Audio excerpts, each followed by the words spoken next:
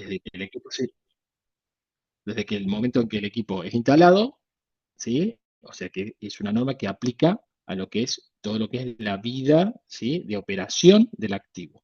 Por supuesto que parte de la construcción de todos estos datos de confiabilidad, datos maestros, miren lo que estoy diciendo, datos maestros, porque los datos transaccionales evidentemente van a empezar a operar recién cuando tengamos nuestra planta en servicio, pero todo lo que son los datos maestros se tienen que construir, ¿sí? Antes. ¿Sí? Nosotros tenemos que llegar al momento de arrancar la planta y ya tener un modelo taxonómico totalmente maduro. No podemos empezar ahí a decir, uy, tenemos que armar nuestro árbol de equipos, uy, a ver cómo vamos, la taxonomía, sí, ponerle este código, mi amigo que trabaja no sé qué empresa, a las bombas le ponen P, ¿no? En otras le ponen PU, en otras le ponen PAMP. No, bueno, hay que definir de entrada y todo eso hay que hacerlo antes, ¿sí?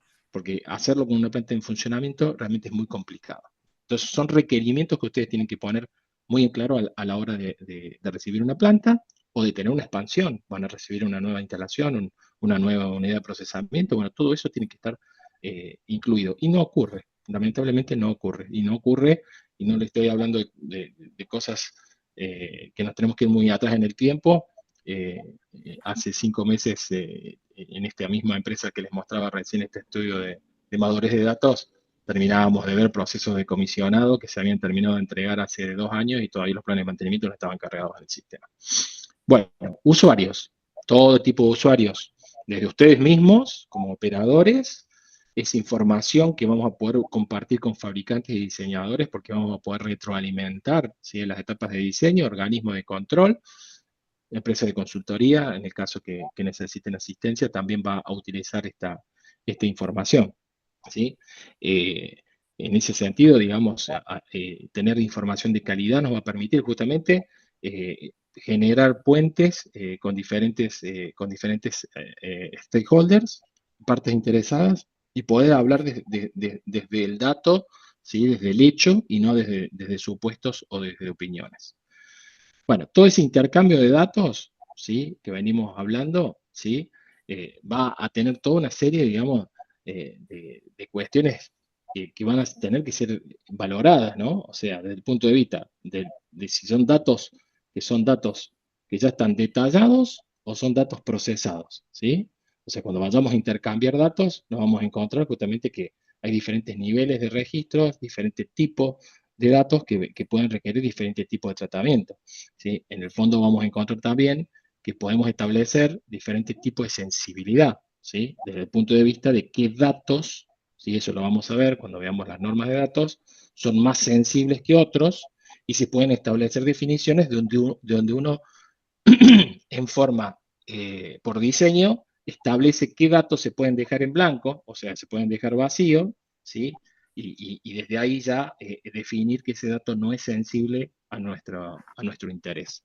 Pero no porque un dato esté vacío significa que no es sensible a nuestro interés. Tiene que haber sido una definición. Es como el famoso mantenimiento a la falla como estrategia versus algo que se rompe. ¿Ok? Bueno, el tema del dato. Hoy ando con una carraspera. Denme un segundito, por favor.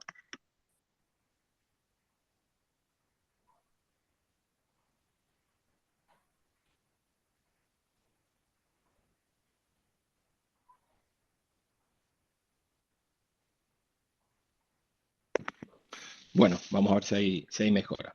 Bueno, hoy saben la sensibilidad que tiene el dato en general, olvidémonos de mantenimiento, sea desde el punto de vista de ciberseguridad.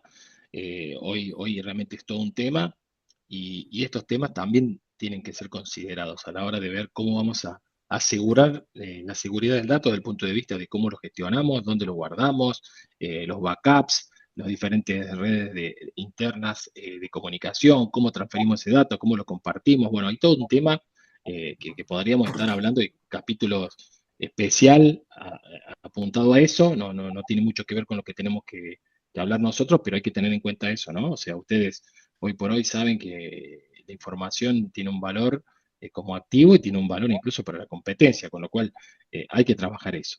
Y desde ahí, evidentemente, hay datos que son más sensibles, datos que son menos sensibles, datos que están apuntados a poder incluso hacer evaluaciones de costos, ¿sí? Evaluar el dato, ¿sí? Desde el punto de vista del tiempo en el cual ese dato está siendo monitoreado. Bueno, tenemos toda una serie de conceptos que tienen que ser interpretados correctamente desde la cuestión básica de lo que es la gestión del dato. Ese dato que hablábamos recién, ¿sí? Que se va a generar a través de un evento, ¿sí? Un dato transaccional, se va a almacenar, se va a analizar, y después tenemos un proceso de retroalimentación para poder, justamente como hablábamos antes, influir en el diseño, en la fabricación, o en procesos de mejora y ajustes en la misma operación y mantenimiento.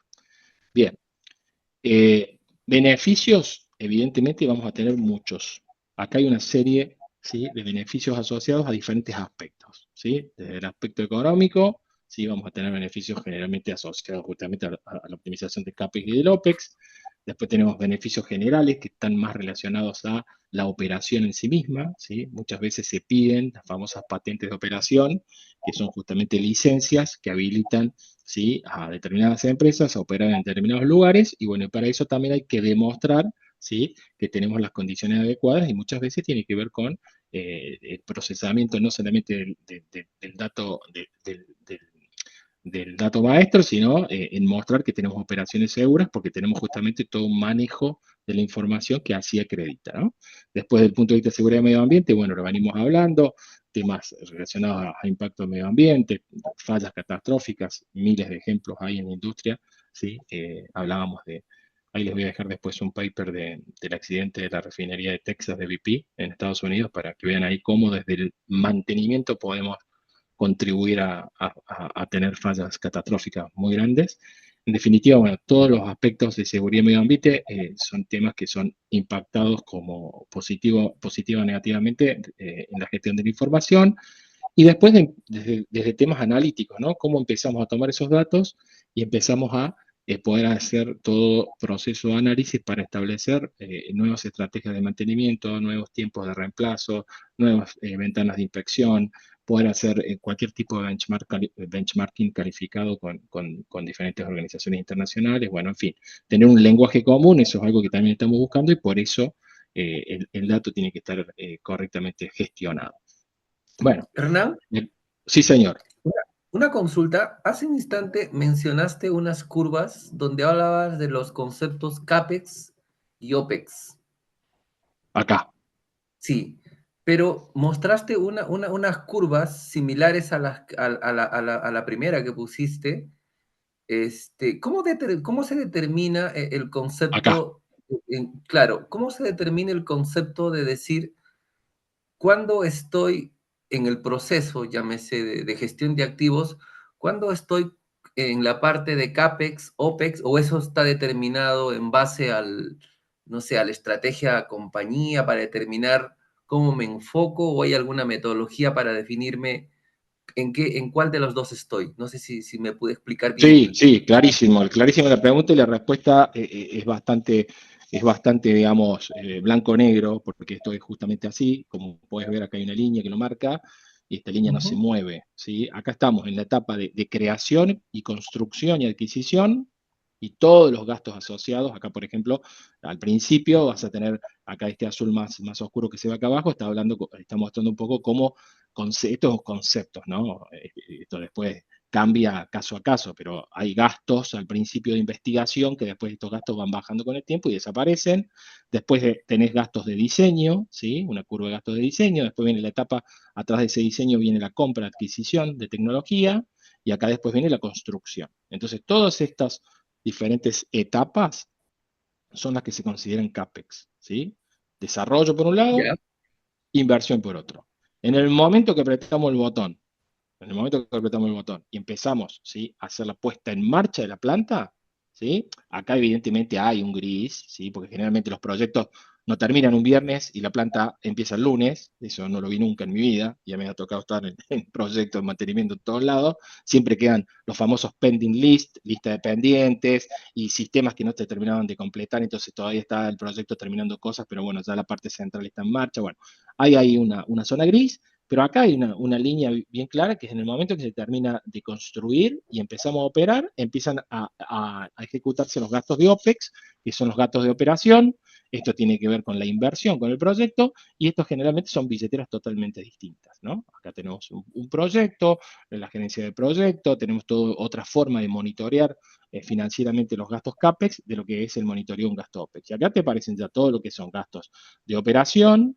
Al principio, ¿sí? Se supone que un proceso que no es maduro, tecnologías que son nuevas y demás, al principio vamos a tener mayores costos de todo tipo, porque hay todo un proceso, una curva de aprendizaje, ¿sí? La gente se tiene que entrenar, fallas, mortalidad infantil en nuestros equipos, bueno, en fin, siempre hay un aumento al principio de los gastos de operación y mantenimiento, y después, evidentemente, te aparecen otro tipo de situaciones como los costos de mantenimiento correctivo, ¿sí? Un poco asociado, digamos, a que con el tiempo el envejecimiento de tus activos van a hacer a que cada vez tengas más fallas, insisto, esto es conceptual, esto puede tener otra forma, y finalmente todo lo que tiene que ver con el costo de la desincorporación, ¿sí? De esa planta, de ese proceso, porque evidentemente en algún momento la vida útil de esa instalación va a llegar a su fin y hay que considerar los costos para desinstalar y todo lo que tiene que ver con los pasivos ambientales, por ejemplo, o impacto ambiental que pudiéramos estar generando por la operación de nuestros procesos. Entonces, esto está muy, muy separado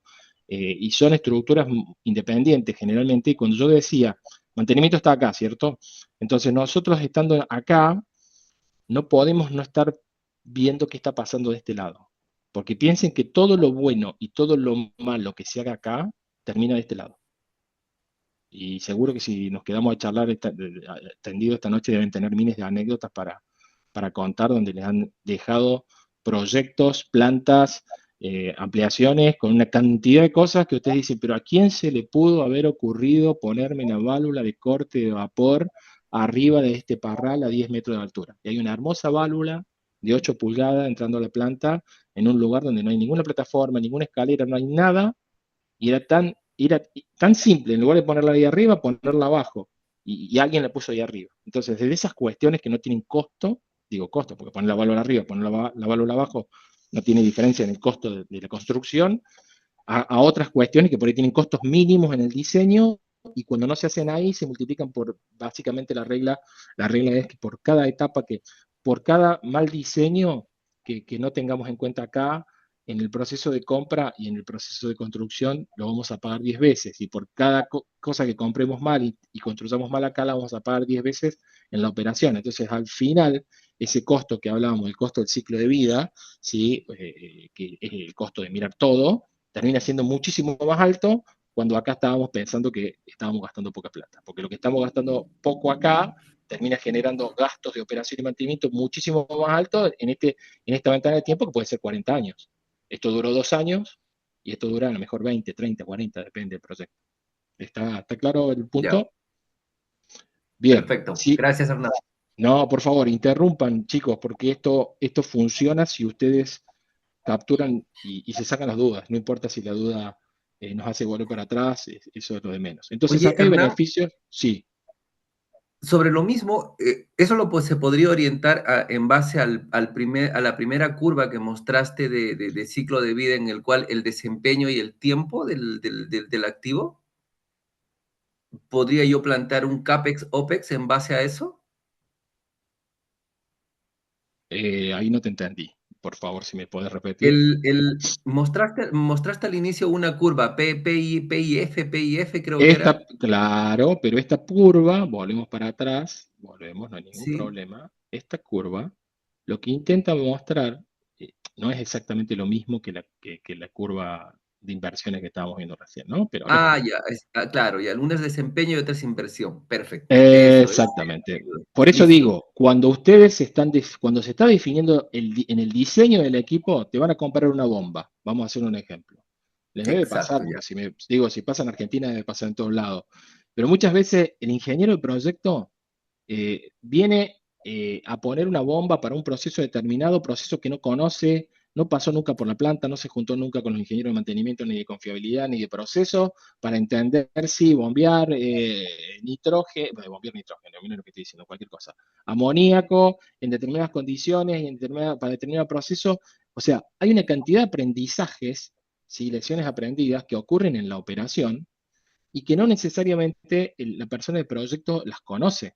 Entonces uno va, compra una tecnología determinada, la instala, ¿sí? Y no la instala bien aparte, porque a lo mejor hay requerimientos de instalación que no se siguen, y después al otro día se aprieta el botón, como digo yo, y a partir de acá, que es donde ustedes toman control de esa bomba, hay un gerente de producción, un gerente de operación, un gerente de planta que está esperando que si el proceso tenía que entregar 10 todos los días le estén entregando 10, 10,5, 11. Y si esa bomba, porque está mal seleccionada, mal diseñada, mal instalada, empieza justamente a tener una falla potencial acá, ustedes van a empezar a renegar muy rápido y ese proceso de deterioro, que es lo que intenta mostrar esta curva, se va a empezar a acelerar en el tiempo y ustedes no van a poder hacer nada para cambiar eso, salvo volver a reparar para volver a este punto, pero automáticamente en muy poco tiempo va a volver a fallar porque evidentemente hay problemas que no los pueden resolver desde el mantenimiento. Un ejemplo, una bomba que requiere una fundación con una rigidez, vamos a un tema así bien de planta, que les debe pasar seguramente. Ustedes saben que la fundación de una bomba conceptualmente define la rigidez, ¿sí? Que va a tener ese equipo rotante para poder justamente estar anclado de la forma correcta y no tener vibraciones que atenten contra el funcionamiento de la máquina. Si ustedes no tienen, digamos, bien calculado, ¿sí? La fundación de la bomba, eh, por mejor bomba que tengan, nunca van a lograr evitar que esa bomba empiece a tener problemas de vibraciones porque le está faltando tener un anclaje, ¿sí? Una fundación con un peso muerto enterrado X, que es el que va a garantizar que esa bomba funcione como tiene que funcionar. Entonces ustedes van a ver y se les va a desalinear, van a alinear, se va a romper el rodamiento, cambian el rodamiento. Van a estar haciendo eso que lo hemos hecho una cantidad de veces y el problema no lo vamos a eliminar hasta que no cambiemos la fundación. Ahora, ¿quién quiere cambiar la fundación de una bomba?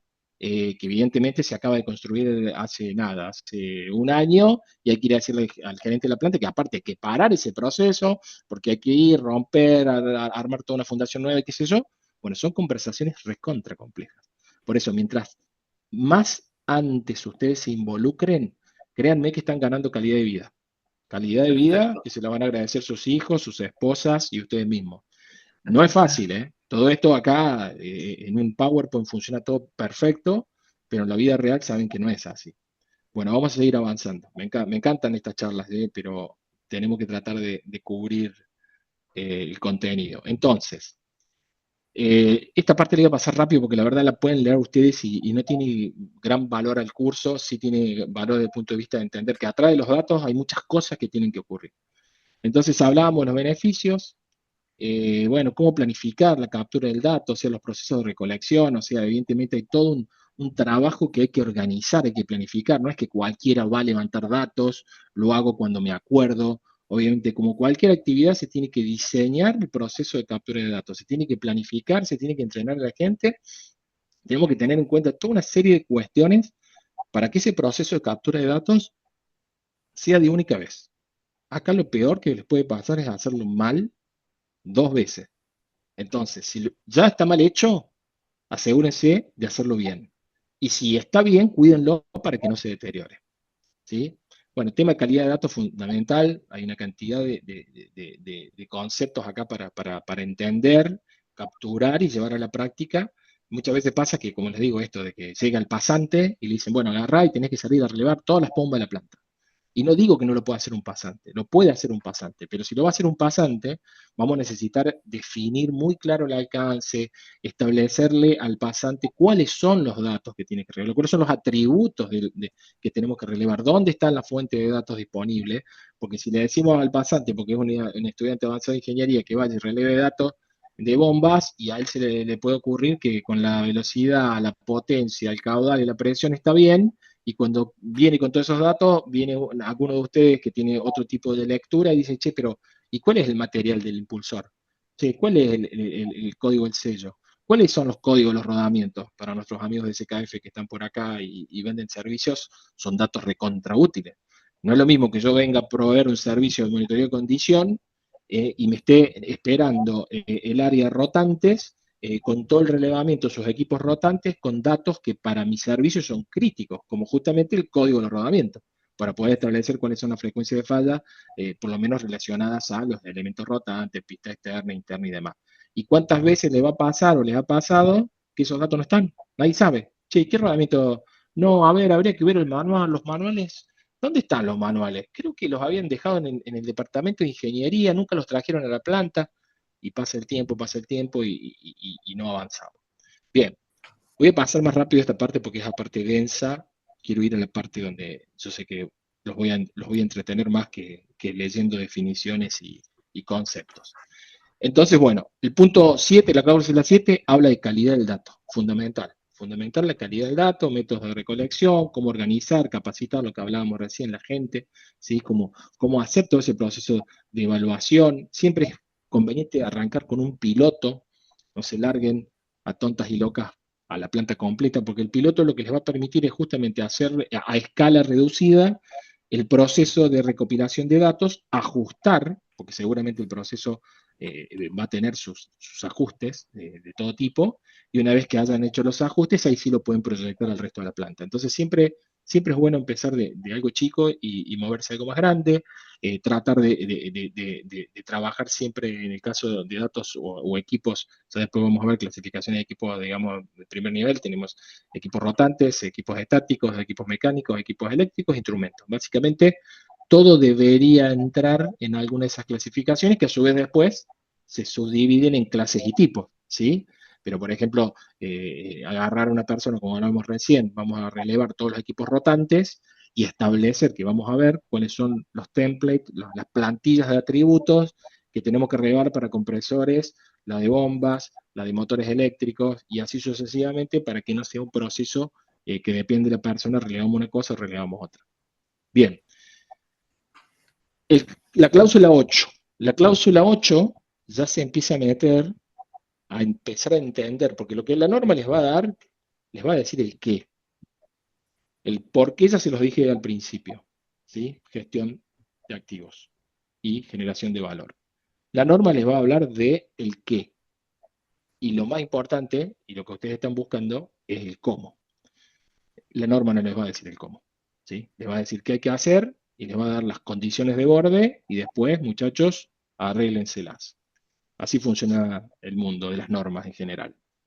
Entonces, la norma lo que nos va a decir es, hay que definir límites, ¿sí? Hay que tener bien claro cuando uno va taxonómicamente a nomenclar, a clasificar un equipo, qué es lo que ese equipo está incluyendo, cuáles son los límites. Los límites, me refiero, cuando yo digo, en este caso, por ejemplo, estamos hablando de bomba, y cuando digo bomba para la norma, esto está todo en el apéndice A, hay toda una familia para diferentes familias de equipo, la norma les va a decir, miren, cuando ustedes hablan de norma, de bomba, perdón, estamos hablando de todo en todo lo que sea la transmisión, ¿sí? En este caso puede ser un motorreductor, ¿sí? Una transmisión de potencia, la bomba propiamente dicha, los sistemas de monitoreo de control, sistema de lubricación y sistemas auxiliares.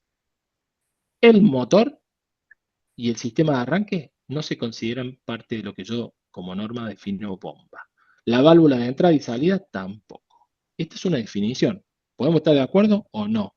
Pero lo que la norma nos marca es la necesidad de establecer justamente lo que se denomina, ¿sí?, la frontera. Tienen que definir fronteras para saber qué cosas van a ser parte, subunidades de la bomba, o van a ser elementos, ¿sí?, equipos mantenibles que estén por fuera de la bomba. Eso es algo básico.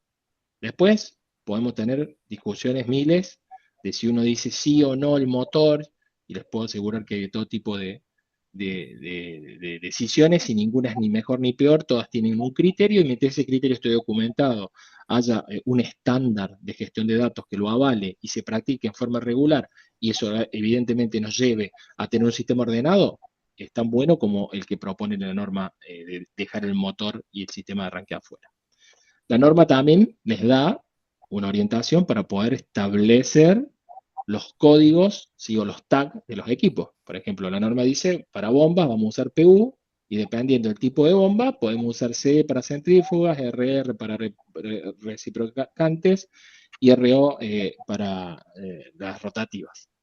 ¿Pueden estar de acuerdo o no? Pero lo que la norma les está diciendo acá es, defina un sistema de tagueo de sus equipos y que todas las bombas respondan a este código. Y todas las bombas que sean centrífugas serán PUCE. Entonces, cuando armen un tag, van a poner PUCE 111, PUCE 120, PUCE, y cada vez que vea PUCE, sé que estamos hablando de una bomba centrífuga. Bueno, en fin, lo van a poder ver en el apéndice A, si bien acá lo estamos mirando en la cláusula 8, porque la cláusula habla justamente de taxonomía y límites de los equipos, todo esto está en el anexo A. Acá otro ejemplo, para lo que es justamente un motor de combustión, ¿sí? Fíjense, acá sí está el sistema de arranque, acá está el motor propiamente dicho, y diferentes sistemas auxiliares. Acá es más fácil, como decir, bueno, todo el motor, tengo una skid, supónganse, de un motogenerador, ¿ok? Un clásico motogenerador que hay en cualquier industria. Bueno, ahí que tendría? Tendría dos equipos. Por un lado, el motor, que sería motor de combustión interna, todo lo que sea motor, ¿sí? Y por acá tendría, digamos, el acoplamiento al generador, acá estaría el límite, y de este otro lado tendría el generador, ¿ok? Acá tienen un motor eléctrico, bueno, nada, les puse tres ejemplos, pero acá el concepto de la norma es, hay que definir los límites, ¿sí?, de los equipos para poder establecer taxonomías que sean coherentes y que sean consistentes con una forma de armar esos tags y esos códigos, ¿ok? Hay normas varias, después si quieren les paso. Sinceramente, de toda mi experiencia, he usado para bombas P, PU, PAMP. Y no me parece que ninguna esté ni mal ni bien. Es una cuestión de criterios, pero sí tiene un sentido orientativo. Si yo pusiera y dijera XX son bombas, ZZ son compresores, TT son, no sé, motores eléctricos, es más complejo, ¿no? Entonces, en general, se busca que la combinación de letras tenga algún sentido para orientar mejor a la interpretación de ese tag, ¿no? Bien. Eh, Ahora llegamos a taxonomía. Entonces la cosa se empieza a poner un poco más clara, ¿no? Entonces la norma lo que nos dice es, usted debe poder clasificar, o sea, la palabra taxonomía aplicada a cualquier concepto tiene que ver con clasificar en forma sistémica y poder jerarquizar cosas que respondan, ¿sí?, a determinados criterios que sean comunes. Ubicación, uso, equipo. Entonces la norma dice, si usted está organizado de una forma correcta, usted debería tener no más de 9 niveles. Fíjense, nivel 1, nivel 9. 9 niveles para poder pasar de lo que sería nivel planta, compañía, y ahora vamos a charlar acá porque acá hay mucho para jugar, digamos, pero el nivel máximo a lo que es el repuesto de la parte. En 9 niveles usted debería pasar de la planta o la compañía al rodamiento que está acá abajo. ¿Ok? Y debería poder llegar al equipo, ¿sí?, lo que va a ser nuestra unidad funcional, a la que estábamos evaluando recién, la capacidad de prestar una función en forma sostenida en el tiempo, en no más de 6 niveles. Y yo digo no más, porque tampoco esto es, si tengo un nivel menos o si tengo un nivel más, está mal. El problema está en cuando esto se descontrola, y les voy a mostrar algunos ejemplos, y nos vamos a plantas que tienen 16 y 20 niveles. Ahí tenemos un problema. No en si tenemos 5 o tenemos 7. Entonces, bueno, evidentemente, esto es un estándar, es una guía. Y dentro de esta división, como pueden ver, uno va buscando ir de menos a más. O sea, acá estamos, por ejemplo, acá dice industria, compañía, pero nosotros lo vamos a usar al nivel 1 como planta, ¿sí? Podría ser unidad de negocio, pero en definitiva nosotros tenemos que lograr pasar del nivel máximo que queramos tener acá al nivel de equipo funcional en no más de 6 niveles. ¿Ok? Fíjense acá, se utiliza el concepto de datos de ubicación y localización. O sea, esto nos va a permitir construir el famoso árbol de jerarquía para poder ubicar el equipo físico, que es el que presta la función. Y a partir de ahí, ¿sí?, ya empezamos a tener el equipo en sí mismo y sus diferentes subsistemas, componentes que querramos tener incluidos dentro de nuestra taxonomía de equipos. Por supuesto, hasta llegar al repuesto, que esto va a ser parte del Bill of Material, que es el elemento que nos va a permitir vincularnos con almacenes para poder hacer la carga de cualquier repuesto en las órdenes de trabajo. Entonces, por un lado, cómo ubico el equipo, y por otro lado, el equipo y su subclasificación o sus subcomponentes. Y acá tienen, en inglés lo puse porque lo van a encontrar así en muchos lugares, van a tener FLOC, significa Functional Location, ¿sí? Ubicación funcional. Van a tener las ubicaciones funcionales de navegación, que son del 1 hasta el 5, 5, 6, depende, como te acabo de decir, esta línea no es fija, Y la última ubicación funcional es donde se presta la función. Entonces, por ejemplo, ahora después lo vamos a ver en ejemplo, ¿no? Si nosotros estamos hablando de la bomba de transferencia de agua del tanque 101, ¿sí? Esa es una ubicación funcional, porque hay un equipo, en realidad hay un equipo que está en esa ubicación funcional que presta la función de transferir agua desde el tanque 101. Pero ahí abajo de esa functional location hay una bomba marca Gulls de 1500 RPM, de 150 HP, de X característica, modelo tal, que es la que cumple esa función. ¿Ok? Entonces, muchas veces se van a encontrar con que hay empresas que son reacias a generar el equipo físico y trabajan solamente con la ubicación funcional, no las de navegación, sino la ubicación funcional donde está la función que propiamente presta el equipo. Hay ventajas y desventajas y evidentemente cada uno defiende de su lado, pero lo ideal es tener la ubicación funcional y abajo de la ubicación funcional el equipo exactamente. Bien, entonces la norma dice, si se fijan acá tienen ejemplos, no vamos a leer todos, si no es aburrido, pero como les decía recién, de 1 a 5, ¿sí? Son los niveles de ubicación, y del 6 al 9 son los niveles de inventario. Acá donde decimos inventario porque estamos hablando de elementos físicos, ¿sí? Acá estamos hablando de los fierros, ¿ok? Acá estamos hablando de ubicaciones. Entonces, si esto está armado de una forma inteligente, ustedes van a tener un árbol de jerarquías ágil, fácil de operar, preciso y que les va a permitir capturar datos transaccionales, y ahí empezamos a cruzar los datos maestros con datos transaccionales, que en definitiva el dato transaccional es el que me va a permitir, cruzado con datos maestros, hacer todo tipo de análisis y todo tipo de valoración de situaciones que nosotros necesitemos justamente evaluar para proponer mejoras, ¿no? En el caso de confiabilidad, mantenimiento, disponibilidad. Bien, fíjense esta tabla. Esta tabla muestra el valor que tiene, ¿sí?, la captura de determinados datos para diferentes niveles de jerarquía. Entonces, si ustedes se fijan acá, en el nivel 6, que sería el de equipo, impacto de falla en equipo, ¿sí? Capturar la falla a nivel de equipo es fundamental, ¿sí?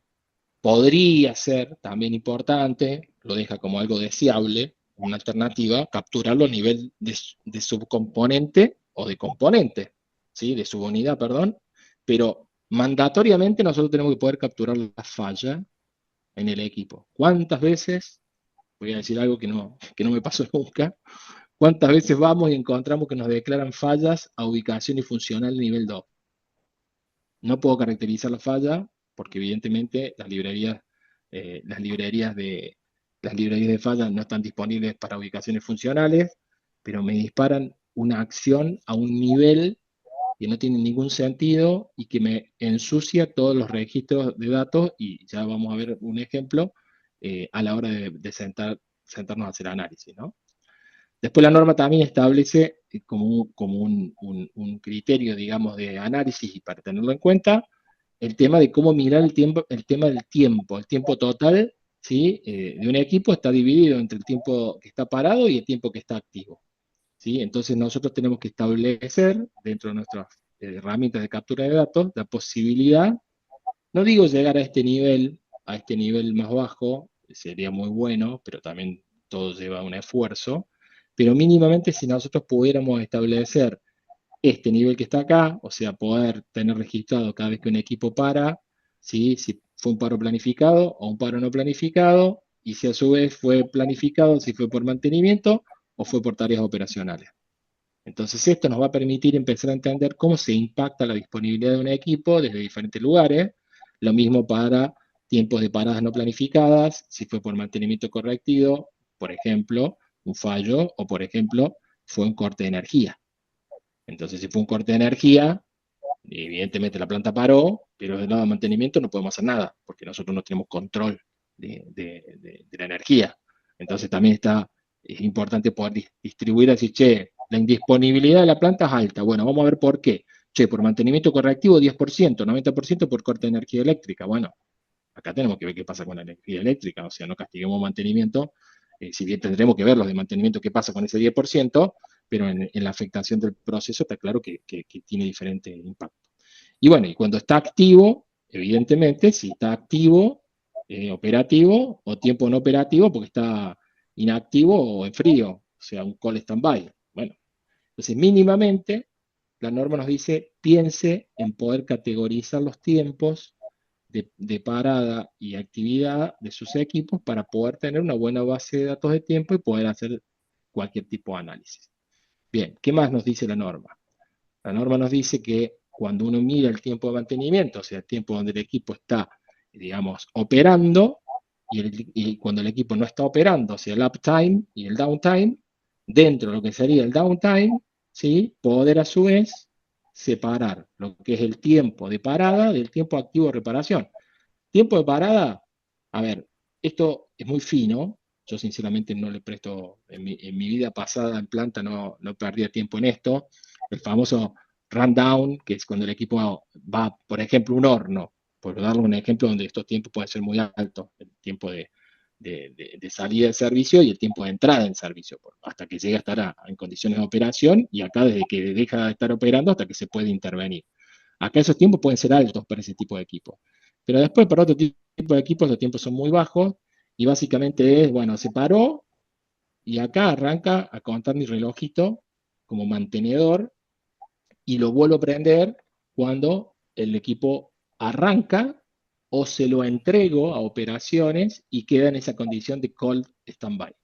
Muchas veces pasa, centrífuga, se rompe los rodamientos, te llaman domingo de la noche, cambiaste el rodamiento, lo terminaste, la planta paró a las 2 de la mañana y el turno arranca a las 6, ¿ok? Y a las 4 yo terminé de entregar el equipo con los rodamientos reemplazados. ¿Qué hace el supervisor de turno? Muchas veces dice, son las 4, a las 6 es el cambio de turno, no voy a arrancar la planta ahora, la voy a arrancar a las 6 con el turno nuevo. Entonces uno dice, che, pero pará, yo ya entregué el trabajo, o sea, yo ya te estoy dando la posibilidad de que vos pongas en marcha el proceso y sigas produciendo. Bueno, eso es este tema acá, waiting, ¿sí? Entonces uno mira el tiempo completo, por un lado, y después, si puede, es más preciso y mira el tiempo de la actividad de reparación, para poder después hacer análisis y ver qué pasó antes, porque a lo mejor la actividad, ustedes pararon la planta 10 horas, la reparación duró una. Sí, ¿por qué tuvimos 9 horas parados? Y porque estuvimos 8 horas para conseguir el repuesto, porque no había. Tuvimos que salir en una camioneta, mandarla a la ciudad al lado, buscar, qué sé yo. Bueno, y eso permite hacer otro tipo de análisis, porque por ahí el trabajo de mejora está sobre la planificación y la disponibilidad del repuesto y no sobre la actividad en sí misma, ¿no? Bien, sigamos. Gestión de datos maestros. Gestión de datos maestros, ¿sí? Acuérdense lo que dijimos. Gestión de datos de confiabilidad es igual a gestión de datos maestros más gestión de datos transaccionales.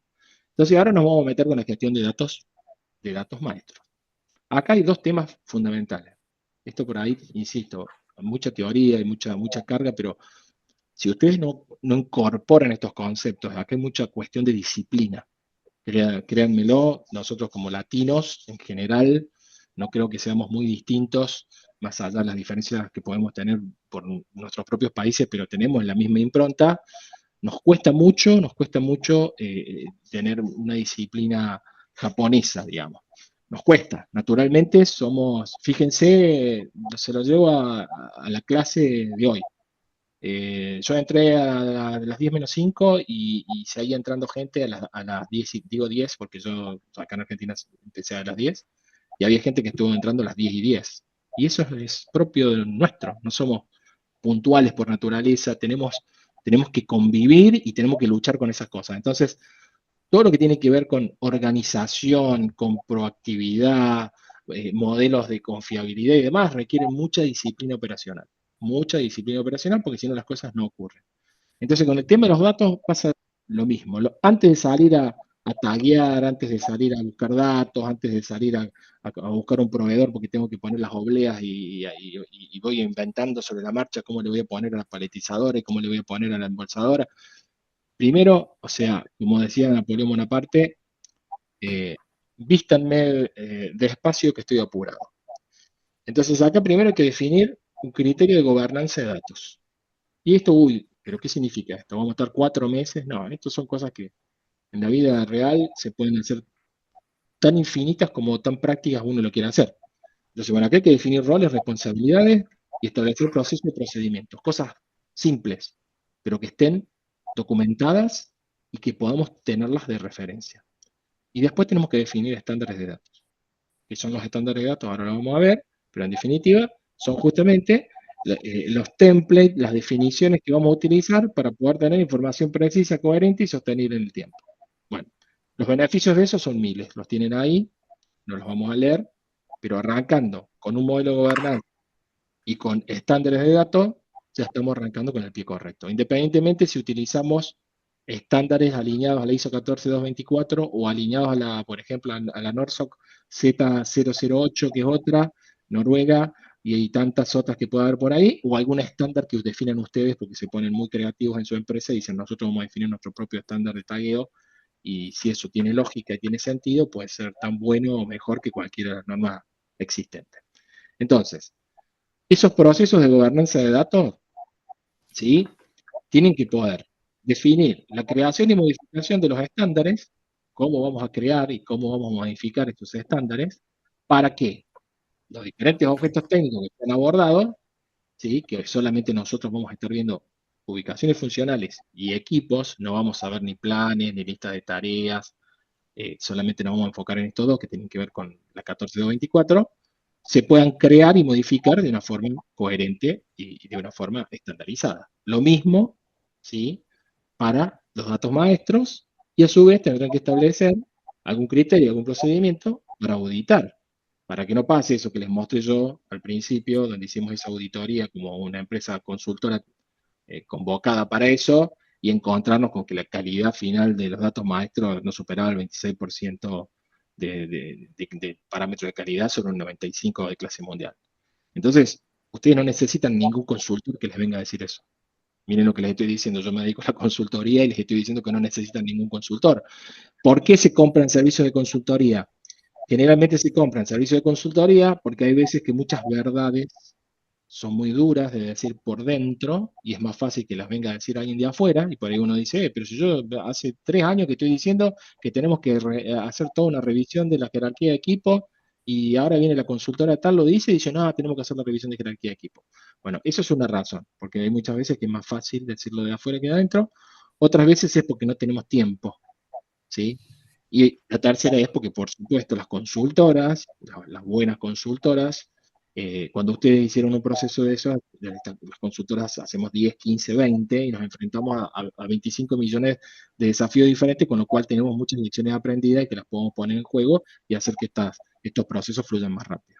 Pero no vayan a la cancha, no vayan al campo sin haber definido los procesos de gobernanza, definan roles y responsabilidades, no nos vamos a poner a mirar acá, que les dejo ejemplos que les van a servir para poder transitar estas definiciones, pero básicamente tenemos que tener bien claro para cada uno de estos tres procesos quién hace qué. ¿Sí? La clásica matriz RACI, lo repaso por si no lo saben, donde evidentemente hay 4 roles, ¿sí? Se establecen diferentes participantes, que son los que están en las columnas, determinadas tareas, que son las filas, y después para cada participante se establece qué tipo de rol tiene. Entonces ustedes tienen el rol de la A, que en inglés es accountable, este es el accountable, así se pronuncia, sería como a ver, traducirlo en castellano es medio complicado, pero sería como el dueño, ¿sí? Que se tiene que asegurar que esto ocurra, ¿ok? R es responsable, es el que lo tiene que hacer, en este caso es la misma persona. C es una persona que tiene que ser consultada en esa tarea. Y es una persona que tiene que ser informada. Entonces, para crear una solicitud para modificar datos maestros, el que la tiene que hacer es el solicitante, que en este caso habrá que definir quién puede ser un solicitante, ¿sí? Un solicitante puede ser cualquiera, un solicitante podrán ser determinadas personas, roles dentro de la organización, y a quién podemos consultar cuando tenemos que hacer una solicitud para hacer una modificación o crear dato maestro al especialista de datos del sitio. Bueno, este es un criterio, esto no está en la norma, esto ya son mejores prácticas y experiencias de la vida real de trabajar en muchas empresas y establecer juntos con las empresas las mejores prácticas en definición de modelos de gobernanza de datos. ¿Ok? Después, los estándares de datos, lo que hablamos recién, ¿no? Tenemos que definir estándares. Nosotros vamos a trabajar en definir estándares de ubicaciones funcionales y en definir estándares de equipo. Hay más, ¿sí? Estándares para definir, ¿sí? Y también son parte de lo que son los datos fundacionales, o, perdón, los datos maestros. Cómo trabajar, alguien el otro día preguntaba, estoy trabajando con los planes de mantenimiento, yo los tengo todos armados. Bueno, evidentemente esto también requiere una estructuración, una taxonomía, como las listas de materiales, incluidas los centros de trabajo principales, que son evidentemente las diferentes fuerzas de trabajo que van a ejecutar las tareas. Pero nosotros vamos a mirar estas dos. Bien, llegamos al fin a empezar a hablar en serio de cosas más concretas. Entonces, las ubicaciones funcionales, que vimos que se transitaban desde el nivel 1 hasta el nivel 5, acuérdense que el nivel 6 ya es el nivel equipo, insisto, estos 5, 6, no me preocupa, no a mínimo, tienen que tener una estructura de cómo se tienen que crear. Esto tampoco lo dice la norma. Hay convenciones, hay mejores prácticas, donde se establecen criterios para definir qué cantidad de caracteres se deben utilizar para poder establecer el código de cada una de esas ubicaciones funcionales. A nivel 1, 4, a nivel 2, 3, a nivel 3, 3, a nivel 4, 5 y a nivel 5, 21. Y ustedes me dicen, ¿y no puede ser 3, 5, 5, 6, 17? Y yo les voy a decir, sí, ¿por qué no? O sea, no hay en ese sentido, ¿sí? Una norma que lo defina, son mejores prácticas, ¿sí? Si ustedes miran, que ahora vamos a ver ejemplos de la vida real, de estructuras taxonómicas armadas para diferentes empresas, obviamente todas sobre SAP, van a ver que no son todas iguales. Y ninguna es mala. Cuando las veamos vamos a ver que todas están bien pensadas.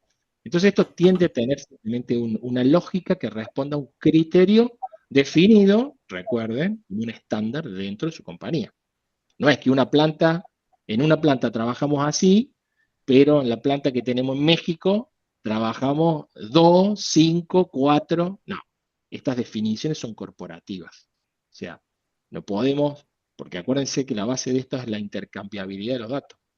Entonces, si nosotros no tenemos establecido la misma forma de codificar las bombas, la misma forma de establecer la arquitectura de las ubicaciones funcionales, la misma forma de tipificar los tipos de trabajo, la misma forma de lo que tengamos que hacer, nunca vamos a poder compararnos nosotros mismos y mucho menos salir al mundo y tratar de compararnos con otros porque nosotros hacemos cosas que nadie hace. Y de esos hay miles de ejemplos donde nos ponemos muy creativos y queremos inventar la rueda y la rueda ya está inventada. Bien, sigamos. Los niveles, como vimos recién, son 5. Cada nivel va a responder a un criterio de construcción. En este caso, como hablábamos recién, 4 letras para el nivel 1, que en este caso lo definen como región. ¿Sí? Esto puede cambiar. Lo importante es que tenga un sentido y una construcción jerárquica. Tengo una región, esa región está dividida en áreas, tiene sentido. ¿Sí? Esto podría ser uno planta, la planta se divide en áreas o en unidades. O sea, tiene que tener una construcción lógica. No se queden enganchados con las palabras porque si no, no van a salir más. Y acá ejemplos. Che, 4 letras para nivel 1, bárbaro. Y acá división de metales base Manitoba. Y acá está la forma como se nomencla esa región. Después, para lo que es el nivel 2, obviamente se van sumando. Siempre el separador son guiones, ¿sí? Para que sea fácilmente identificable cada código de cada nivel. En este caso se usaron números y dijeron que el 014 es la planta mina Birtree, el 024 mina T1. No hay ninguna restricción y ninguna regla para definir esos códigos. Tienen que ser códigos, recomendación mía, si fíjense que acá lo tienen en cuenta. Acá están hablando de, ¿sí? En inglés acá, ¿no? Acá está traducido castellano, pero acá dice base metales, base metal, UK, Reino Unido. Entonces acá hay una lógica. El que mira esto dentro de la empresa lo puede entender porque tiene una lógica, no son letras puestas de forma arbitraria. Acá sí, acá ya entramos en algo arbitrario. 014, 024, me las tendría que acordar de memoria, porque miro cada número y no me puedo dar cuenta de qué planta está hablando. Pero en el fondo, esto es parte de cómo se construye y cómo se define, ¿sí? Un estándar, ¿sí? de taxonomía para la construcción de códigos de ubicaciones funcionales. Bueno, y así, ¿ok? No nos vamos a ver todos porque tienen la misma lógica. van a ir incorporando letras y números de acuerdo a la cantidad que se estableció como regla, hasta que vamos a llegar al último, ¿sí? La ubicación funcional, ¿sí? Física real, donde se instala el equipo. O sea, esta es fíjense que yo le fui poniendo acá arriba Naviflow, porque estos son ubicaciones funcionales de navegación. Esta es la ubicación funcional donde va a estar abajo de esta ubicación funcional, va a estar el equipo físico. Entonces acá es donde estaría la función, ¿sí? Bomba de transferencia de agua del tanque TK-144, y abajo de esa ubicación funcional vamos a encontrar un equipo físico, que es una bomba marca X, con característica determinada, que es la que presta esa función. Esa es la lógica en la construcción. Después, ¿cómo construir las descripciones? Porque acá estamos hablando de la construcción de los códigos, y acá después tenemos que tener una construcción de estos. Si quieren opinión, yo les traigo la mejor práctica, pero les doy después mi opinión. La mejor práctica dice, bueno, construyala de esta forma, utilice una función, una ubicación y un sustentativo clave. Ahora vamos a ver ejemplos. A mí me gusta ser más pragmático en este sentido, y como les decía recién, utilizar una construcción más lógica, funcional, que de ubicación. Pero bueno, eso es algo personal mío, no quiero confundirlos. La taxonomía recomendada es esta. Y si queremos ver ejemplos, los podemos ver acá. Entonces, acá ven lo que hablábamos recién. Esto es cómo describir, cómo armar las descripciones de las ubicaciones funcionales. Función, ubicación, sustantivo. Entonces, este es el código, la ubicación funcional. Acá estamos hablando de nivel 2, ¿sí? Nivel 2, 2 niveles. Entonces acá te dice función planta, ubicación tal, sustantivo clave, refinería níquel 72. Y así queda armada la descripción. Parece bastante lógico. Si uno lee esto y trabaja en esa empresa, no debería tener problema en entender de qué estamos hablando desde el punto de vista del área.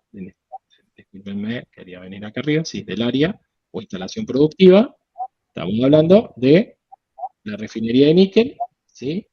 Que está ubicada en este lugar. ¿Ok? Pero esto, sinceramente, mientras tenga una lógica, acá lo importante, la recomendación más grande que yo les haría es justamente definir los estándares de datos. Tienen que estar definidos. Pueden ser distintos a estos, pero tienen que ser coherentes y consistentes con una lógica que funcione para ustedes. Es una lógica que practiquen todas las plantas de la empresa X. Y acá tienen toda una serie de comentarios reforzando el valor y cómo generar determinado descripción. Acá como refuerza, ¿no? La función tiene como objetivo describir la actividad que se lleva a cabo en esa ubicación. Bueno, la ubicación, estamos hablando de función, ¿sí? Función, bueno, es una planta, es un proceso, un subproceso. Bueno, insisto, lo importante es que esto tenga una lógica de construcción y que sea coherente y que sea estandarizado. Bien, y acá llegamos, esto lo vamos a pasar rápido, porque no es parte del curso, pero se los quería dejar porque les puede servir a los que trabajen con SAP. Esto de que hablábamos, ¿se acuerdan de la norma que nos hablaba de datos que podíamos dejar en blanco? ¿Se acuerdan que en un momento decía, bueno, qué datos son más sensibles o menos sensibles? Bueno, en definitiva, cuando uno construye el registro de objetos técnicos de un equipo, tenemos para popular, para llenar una cantidad de datos que están en la estructura propia del registro. ¿Ok? Hay recomendaciones de qué datos tienen que estar sí o sí y qué datos son de alguna forma optativos. ¿Ok? Y acá tienen justamente todos los campos, o la mayoría de los campos, con la razón o la importancia que tiene ese campo, alguna recomendación de práctica, si el campo es un desplegable, es un texto libre, ejemplos y demás, para que ustedes en la construcción, ¿sí? En la construcción de sus fichas técnicas dentro de SAP, de Infor o donde sea, se alineen un poco a decir, bueno, a ver, sí, vamos a ir a uno que para mí me parece súper importante que está donde está acá. Ubicación, acá estamos en ubicaciones funcionales, estaba pensando en equipos, bueno, no importa, después en equipo lo vemos. Pero por ejemplo, criticidad. Yo me encuentro en una cantidad de empresas que no tienen definida la criticidad de sus ubicaciones funcionales. Y es algo que debería estar, ¿sí? Entonces, bueno, acá tienen 19 campos que definen el estándar, ¿sí? Para las ubicaciones funcionales. O sea, las ubicaciones funcionales tienen que responder no solamente a una forma de ser codificadas y ser descritas, sino que tienen que estar eh, completas, me sale populado como si viniera de inglés, de la forma correcta. Entonces, en equipo se hace mucho más. Por ejemplo, el centro de costo. El centro de costo es algo muy importante. No tener el centro de costo me invalida poder hacer todo tipo de análisis y todo tipo de proyecciones y todo tipo de mejoras a futuro en función de estrategias de mantenimiento, porque no tengo forma de controlar los costos, porque no los tengo asociados a las ubicaciones o a los equipos.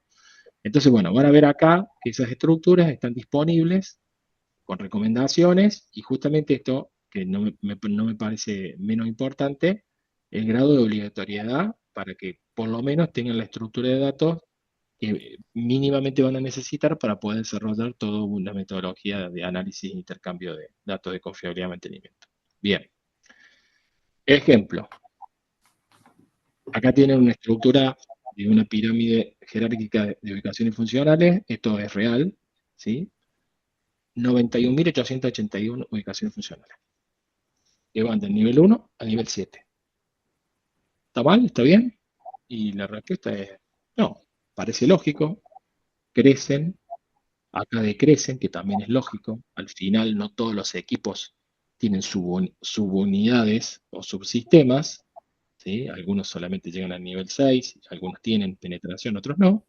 Si yo miro esto, digo, tiene sentido. Por ahí me llama la atención acá, pero bueno, cuando miro cómo está clasificado el nivel 2 son provincias, por eso digo que esta estructura es lógica, no responde siempre al mismo concepto. Pero acá la unidad de gestión upstream, provincia 1, provincia 2. Después en cada provincia ya se divide. Tendrá tantas áreas una provincia, tantas áreas otra. Después cada una, bueno, y así. Entonces yo miro esto y digo, tiene sentido desde ese punto de vista. Ahora cuando voy a mirar las, los datos transaccionales, básicamente, o sea, los registros de órdenes de trabajo que se operan sobre mis ubicaciones funcionales, ¿qué es lo que veo? Y veo algo que me llama mucho la atención. Primero, acá están los niveles, ¿sí? ¿Sí? Este ejemplo no responde a este, ¿eh? No responde, digo, porque si miran acá van a ver 7 niveles y acá van a ver como 16, no sé cuánto. Pero no conseguí este gráfico de este ejemplo, pero la situación era muy parecida.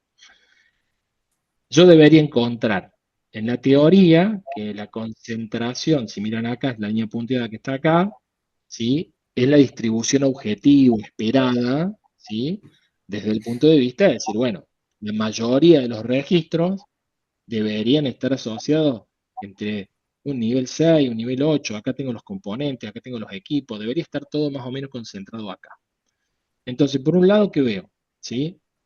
Que si bien la cantidad de órdenes de trabajo tienen, digamos, su pico en esta zona, hay una cantidad importante, no menor, que están a un nivel 4. Digo no menor porque es mucho, o sea, mucha cantidad.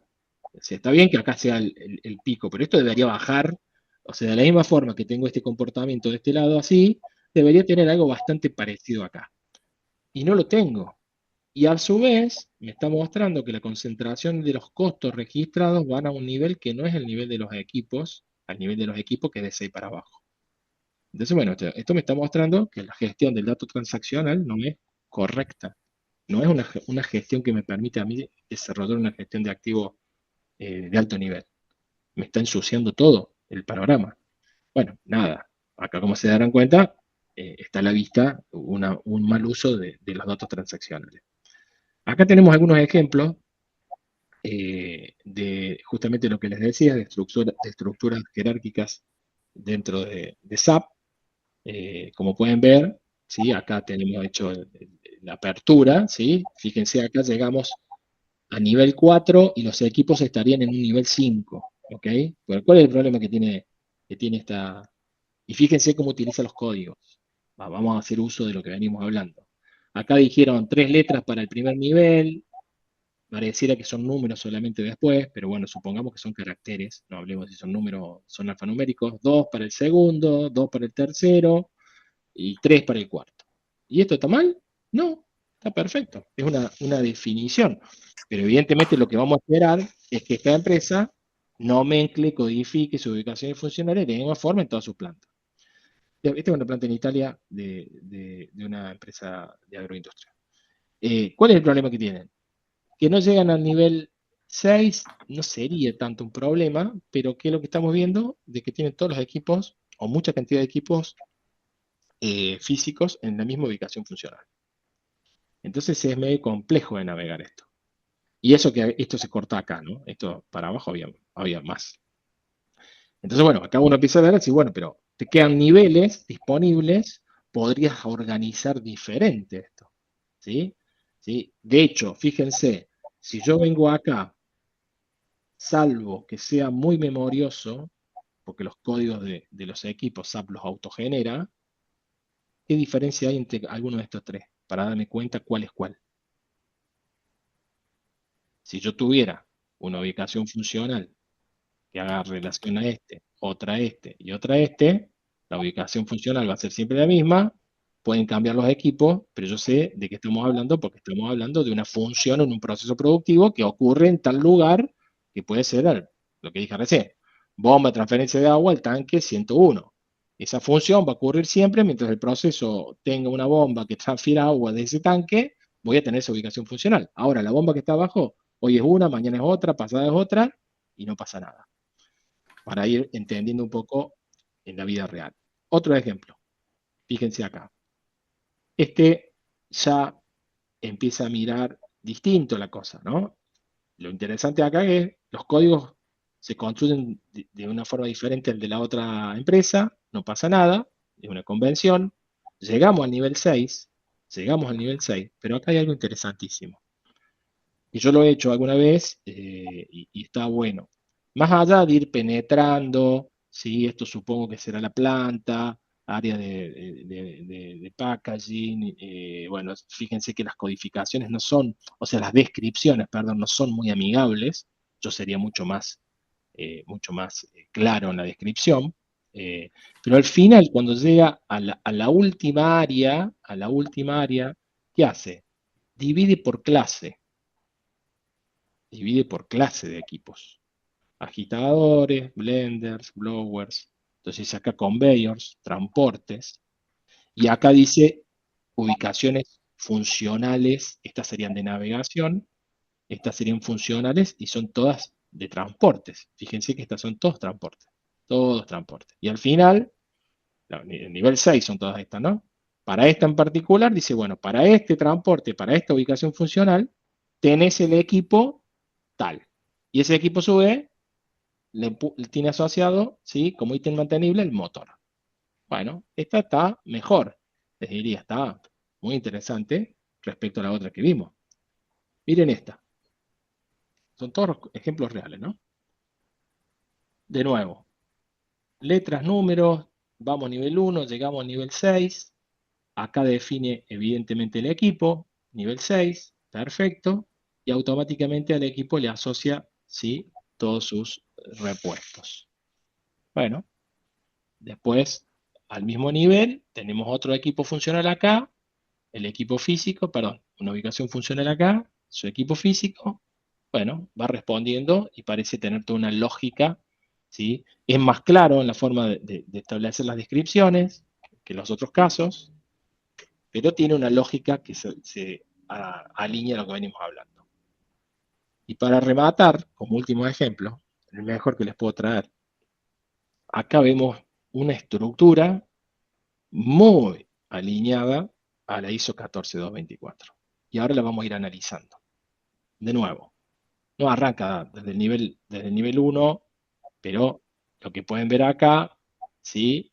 Que establece al nivel 3, estamos hablando del sistema de generación de vapor, ¿sí? Como un área. Acá hace todo un aperturado, ¿sí? de determinado tipo de clases de equipo. Lo mismo que habíamos visto en el otro caso. Llegamos obviamente a la construcción de los tags. Fíjense cómo construye el tag. Utiliza para lo que es el tag de ubicación funcional de bombas, PU, que viene de la tabla A20, bombas, clasificación de tipo, bombas, PU. Primer indicio de que utiliza, digamos, los lineamientos de la 14224. Después dice, voy a determinar cuál es mi límite. Aquí considero bomba y qué está por fuera de la bomba. Entonces, el límite, que es este rojo que tenemos acá, fíjense, incluye la bomba, pump unit, que si lo van a ver, está acá, en la subdivisión del equipo. Va a tener sistema de monitoreo y control, ¿ok? Sistema de monitoreo y control, sistema de lubricación que a su vez el sistema de lubricación tiene todos sus componentes. Ahora, el motor no está acá adentro. De acuerdo a lo que vemos acá, no tendría que estar. Y tampoco está ahí adentro la válvula de retención, ¿sí? Tendría que estar afuera.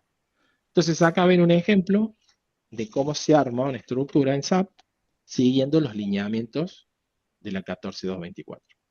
Si me preguntan si alguna de estas es mala, y les digo que sí, la que es mala es esta. Después las otras tres, la verdad, son cuestiones de gustos y cuestiones de poder por ahí darle una vuelta de rosca a esto que les decía acá en las descripciones, para que sea algo más transparente. Les digo porque a mí me toca trabajar mucho en mirar esto y cuando me encuentro con este tipo de cosas, digo, uy, ¿qué es esto? Tengo que ir, mirar, preguntar, y si acá fuera más claro como es en esta zona, o acá que me dice packaging, y bueno, es mucho más fácil. Ni hablar para la gente, pensemos en que nosotros por ahí tenemos otra cabeza, tenemos otro entendimiento, pero nosotros tenemos que facilitarle a la gente poder entrar en nuestras estructuras taxonómicas y poder finalmente declarar un evento. ¿Ok? Bien, les voy a robar 10 minutos porque empezamos 10 minutos más tarde y quiero mostrarles algunos ejemplos más. No vamos a llegar por ahí a plantear el ejercicio, lo plantearemos el viernes, pero quiero cerrar con los ejemplos de construcción lógica, que es lo primero que hay que hacer antes de sentarse a cargar nada en SAP. Hay que sentarse a pensar qué estructura lógica tienen que tener mis ubicaciones funcionales. Y hay casos muy interesantes, todos estos son casos de clientes, donde acá uno de los temas era cómo trabajar el tema de las utilidades. ¿Sí? Utilities como una ubicación funcional dentro de una planta. Entonces, bueno, acá pueden ver, ¿no? Estas son todas las utilidades que había que resolver. Para cada utilidad se fueron estableciendo diferentes tipos de subdivisiones, ¿sí? Y así hasta llegar al nivel ya el nivel de la ubicación física y a su vez llegar a un nivel 8 donde se podían ver subunidades o subcomponentes. En este caso para vapor, caso de agua, no lo vamos a recorrer, digamos, uno a uno porque no tiene mucho sentido, pero les pongo en contexto diferentes formas de resolver estructuras lógicas. Y esto que ven así está hecho en PowerPoint, o sea, no hay que tener ningún software especial, lo pueden hacer en un Excel, pero todo arranca haciendo una construcción lógica para después recién, con las normas y los estándares de datos, empezar a construir los códigos y recién ahí hacer la carga en SAP de las estructuras y de todos los atributos que vimos antes, que son atributos, algunos mandatorios, otros no, para poder tener toda la jerarquía de ubicaciones funcionales armadas. Acá tienen para aire comprimido, ¿sí? Para electricidad, por ejemplo, acá fíjense, dividen por potencia, entonces dicen, bueno, electricidad, después dividimos, ¿sí? No les sabría decir si esto es arriba de 33, esto es 13,2 y esto es por debajo de 400, supongo que viene por ahí la cosa, pero en el fondo, bueno, son diferentes maneras, por eso digo, no hay una regla única, acá tiene que primar la lógica y el sentido común y la necesidad que ustedes tengan de poder llegar al equipo físico de la forma que sea más fácil de entender dónde está ese equipo físico. O sea, este camino, lo más importante de todo es que este camino sea intuitivo, Porque acuérdense que si ustedes no logran que la gente venga a declarar los eventos a partir del nivel 6 para abajo, y les empiezan a tirar cosas por acá arriba porque no saben al final dónde están las cosas, van a tener el problema que les mostré antes, donde después toda la carga de datos transaccionales, órdenes de trabajo principalmente, van a cualquier lado. Y ya después las estadísticas, cualquier cosa que quieran hacer, sale cualquier cosa porque los datos que tienen no son buenos. Bueno, acá tienen, por ejemplo, dentro de lo que es electricidad, esto es algo bastante interesante, discusiones que he tenido con varios colegas, el motor, ¿sí? O sea, nosotros acá tenemos la bomba, ¿sí? Este es el gráfico de una bomba, acá hay un evaporador, acá hay una bomba, la bomba nivel 6, y acá uno dice, che, el motor, lo voy a asociar como nivel 8 de la bomba o lo voy a asociar como nivel 8, pero dentro de mi centro de control de motores. Y lo he visto de las dos formas. El tema es de qué manera es más lógico llegar al motor si tengo que declarar un fallo para un operador, si el operador va a tener la capacidad del conocimiento, porque si uno lo entrena, le dice, mira, todos los motores están asociados, ¿sí? Directamente al centro de control de motores respectivo, bueno, listo, andate para el árbol eléctrico y vas a llegar acá y acá vas a poder llegar al motor. Bueno, puede que sea entrenamiento nada más. Pero si a mí me preguntan de una cuestión lógica por la ubicación física del motor que está al lado de la bomba, yo personalmente me inclino por esto. ¿Sí? Me inclino por esto. Sigo el lineamiento de la bomba de la ISO 14224, lo dejo fuera de la bomba, pero lo tengo ubicado, ¿sí? Lo tengo ubicado a nivel planta, ¿sí? ¿Por debajo de quién? De la bomba. De la bomba como ubicación funcional. Ubicación funcional bomba, ¿sí? Que tenemos acá, fíjense que hay varias bombas iguales, pero lo dejo ubicado ahí. Pero bueno, son cuestiones de convenciones, y estas convenciones evidentemente se han ido probando, las que han ido quedando y se practican más regularmente son las que tienen más éxito, las que son más friendly, más amistosas, ¿no? Entonces, bueno, esto lo traje para mostrarles algo que me dice, che, pero está mal eso. Y la verdad que cuando yo lo vi también dije, está mal, pero después ahí funcionaba bien. Y cuando uno iba a mirar los registros de los motores, de falla de los motores, estaban bastante bien, no tenían muchos eventos que estuvieran disparados a otros elementos. Bueno, caso del sistema de control. Sistema de control, lo mismo. Sistema de control, para las plantas que tienen, evidentemente, sistema de control, en este caso lo habían puesto dentro de utilidades. Control, uno dice utilidades, bueno, podría ser un servicio, otros te dicen, puede ser un servicio. Bueno, entramos en esas, pero volvemos a lo mismo. Si están las normas de datos y están las convenciones y está todo claro, documentado, no hay sorpresas y es cuestión de ir y leer y entender cómo se definieron las nomenclaturas y la construcción lógica de las ubicaciones funcionales. Y acá otra situación parecida, pero para un instrumento. Si el instrumento que está asociado en este caso, un sensor de temperatura, supongo que es para un tanque. ¿Dónde lo voy a pegar? ¿Lo voy a pegar en la planta o se lo voy a pegar al sistema de control? Bueno, acá se lo habían pegado al sistema de control. Ahí sí no estaba de acuerdo, yo, porque me parecía demasiado radical. La gente que conocía de instrumentación de la planta lo podía hacer sin problema, pero se notaba que el usuario base, el operador y el que no fuera de instrumentación, un mecánico, por ejemplo, le costaba encontrar el instrumento. Está bien que un mecánico generalmente no va a hacer una orden sobre un instrumento, pero si tuviera que declarar una notificación porque pasa por al lado de un transmisor y lo ve roto, qué sé yo, generalmente como terminaba, iba y le decía al instrumentista que lo declarara él porque él no sabía dónde estaba el instrumento. Bueno, en este caso, este camino, digamos, de construcción no era friendly, ¿ok? Y para ir terminando, y lo dejo como punto de partida para el viernes, acá lo que les voy a plantear en los próximos 5 minutos es el ejercicio que vamos a hacer, que tiene que ver con la construcción lógica, ¿sí? De una estructura de ubicaciones funcionales para una planta de molienda húmeda de maíz. Entonces, como dato de partida, lo vamos a repasar igual el viernes, se los dejo como para que nos arranquemos en cero. Nivel 1 planta, esto fue mi última Mi último trabajo en industria, antes de pasar a consultoría. Nivel 2, área sector. La planta se dividía en, vamos a trabajar la planta de almacenamiento de maíz, o sea, la planta de silos. La planta se dividía justamente en un área de almacenamiento de maíz, molienda, refinación de jarabe, servicio e infraestructura. ¿Ok? Nivel 3 para lo que era silos, que insisto, solamente presten atención a esto, que es lo que vamos a usar, a su vez se dividía en 3 procesos. Había un proceso de recepción de maíz, proceso de almacenamiento, ¿sí? Y un proceso de envío. Después teníamos molienda, ¿sí? Maceración, molienda, separación, todos estos son procesos físicos, ¿sí? Molienda de grano de maíz, bueno, secado, almacenamiento, carga de subproductos, peletizado. Después venían los procesos del área química, que es toda la parte de refinación del midón, ¿sí? Licuefacción, sacarificación, bueno, estos son bien procesos de una planta de jarabe de maíz. No pretendo que se los aprendan ni darles demasiado detalle en esto, pero serían, digamos, los procesos asociados al sector refinación de jarabe.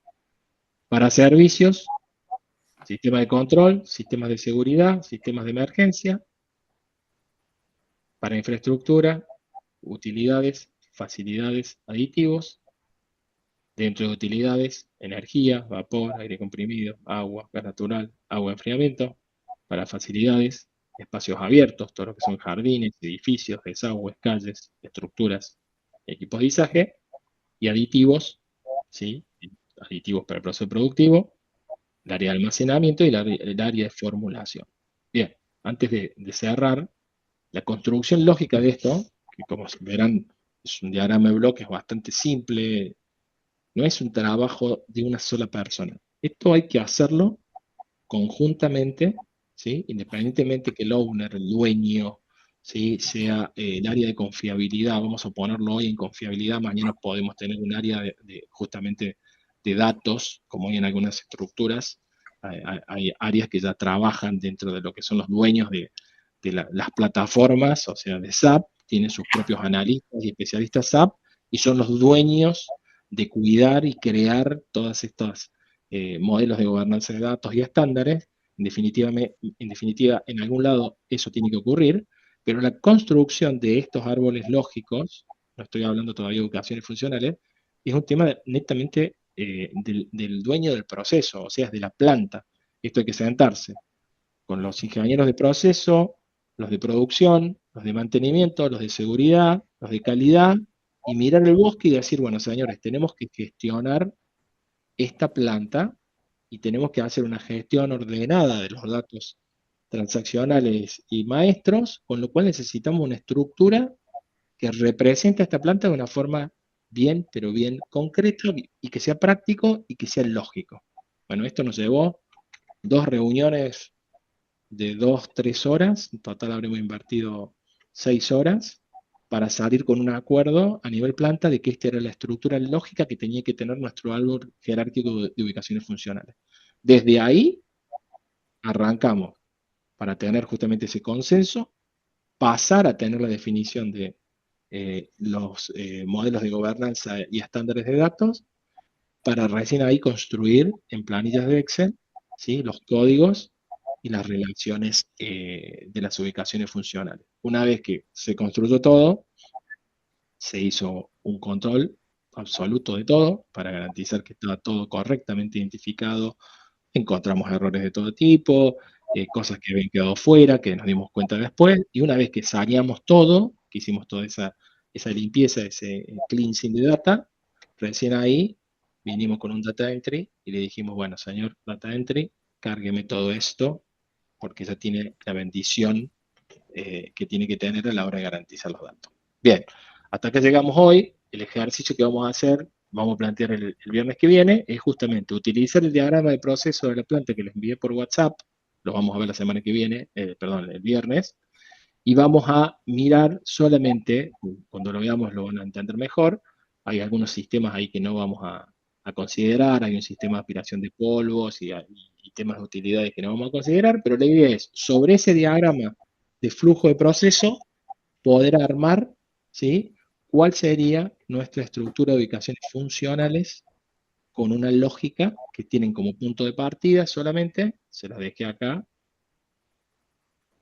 acá, hasta el nivel 3. O sea, tienen construido hasta el nivel 3. Hay que seguir de acá hacia abajo. ¿Ok? Así que bueno, gente, estamos en tiempo, justo cumplimos con las 2 horas.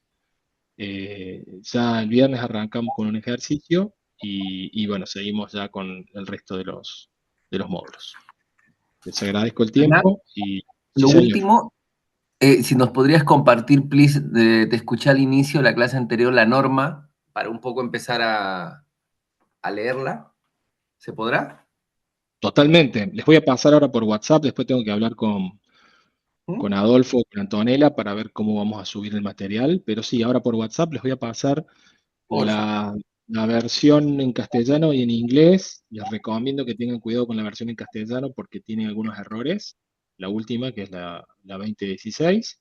Y les voy a pasar otra norma que vamos a usar para todo lo que tiene que ver con instrumentos, que es una norma ISA, que es una norma que no la vamos a mirar mucho, pero está bueno tener la referencia para entender cómo se construye un tag de instrumento.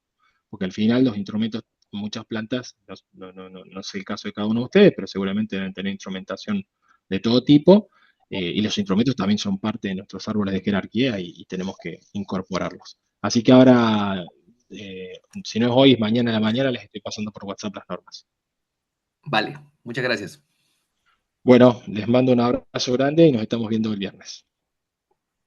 Buenas noches. Buenas noches a todos. Buenas noches. Buenas noches. Buenas noches.